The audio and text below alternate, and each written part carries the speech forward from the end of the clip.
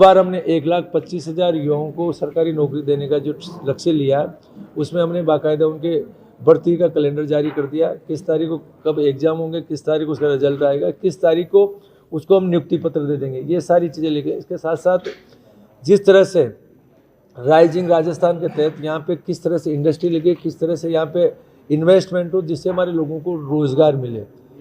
तो 35 लाख करोड़ रुपए के जो एमओयू हमारी सरकार ने किए थे, उनको हम धीरे धीरे चरणबद्ध तरीके से उनको बुला रहे हैं। उनको किस तरह से उनकी जो भी दिक्कतें उनको दूर करते हुए यहाँ पे हमारे यहाँ इन्वेस्टमेंट करें, इस पर भी हमारी सरकार काम कर रही है। और हमें पूर्ण उम्मीद है कि वो सारे के सारे हम टारगेट पूरा करेंगे, जिससे आने वाले समय में जिस तरह से 1,25,000 इस साल के अंदर लिया है, लगभग 1,50,000 युवाओं को हम अप्रत्यक्ष रूप से उनको भी रोज़गार देंगे। तो ये हमारा मुख्य मकसद है कि हमारा युवाओं को कहीं ना कहीं रोज़गार मिले।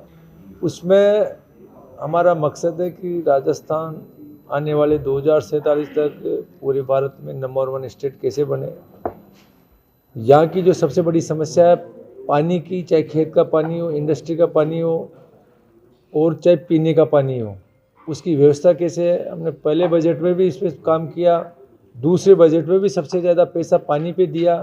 चाहे हमारे ERCP का काम हो, चाहे यमुना का पान हो, माई का काम हो, चाहे हमें यहाँ पे राजस्थान कैनाल से जो पानी हमें यहाँ पे लेके आना हो, के अंदर लगभग हम 20 लाख घरों के अंदर, गाँव के अंदर पेयजल उपलब्ध कराएंगे। साथ ही पहली बार जिस तरह से पिछले बजट के अंदर अमृत 2 योजना के तहत 5,500 करोड़ के हमने जो टेंडर लगाए, उनके साथ साथ कई ऐसी आबादी जो शहरों के पुरानी आबादी के अलावा जो नए शहर बड़े विकसित हो गए, जहाँ बाहर की आबादी, उसके लिए भी इस बार हमने लगभग 5,000 करोड़ का बजट एक्स्ट्रा उसमें लिया है।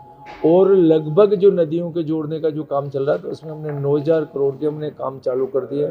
12,000 करोड़ भी हमने NIT लगा दी और लगभग 12,000 करोड़ रुपए का हम दोबारा काम प्लान करके इस आने वाले 2-3 महीने के अंदर हम टेंडर लगाने जा रहे हैं। इस जो पिछले 5 सालों के अंदर हमने एक भी मेगावाट बिजली का प्रोडक्शन राजस्थान की पिछली सरकार ने नहीं किया।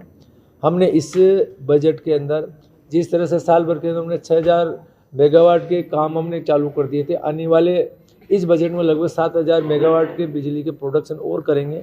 और आने वाले समय के अंदर जिस तरह से इस बजट में हमने 50,000 नए कृषि कनेक्शन देने का लक्ष्य रखा है, उनको और पहले वालों को सबको हम किस तरह से आने वाले 2027 तक दिन में बिजली कैसे दें, पूर्ति कैसे मिले, इसके लिए भी हम आगे टारगेट लेके चल रहे हैं। तो ऐसे देते थे। हमारा लक्ष्य है कि इस बार हम 10 लाख पौधे इस बार लगाएं और किस तरह से हमारा पर्यावरण को सुधारें। इसके साथ साथ पर्यावरण की रक्षा करने के लिए हमारे मुख्यमंत्री जी ने पहली बार जो प्लास्टिक मुक्त दिलाने के लिए राजस्थान के अंदर हर ग्राम पंचायत के अंदर 1-1 लाख रुपए के स्टील के बर्तन देंगे, जो ग्राम पंचायत में किसी के भी कोई भी शादी ब्याह कोई भी कार्यक्रम हुए तो बर्तन को ले से आगे आवश्यकता पड़ेगी तो और इस फंड को हम बढ़ाएंगे, जिससे एक शुद्धता बनी रहे।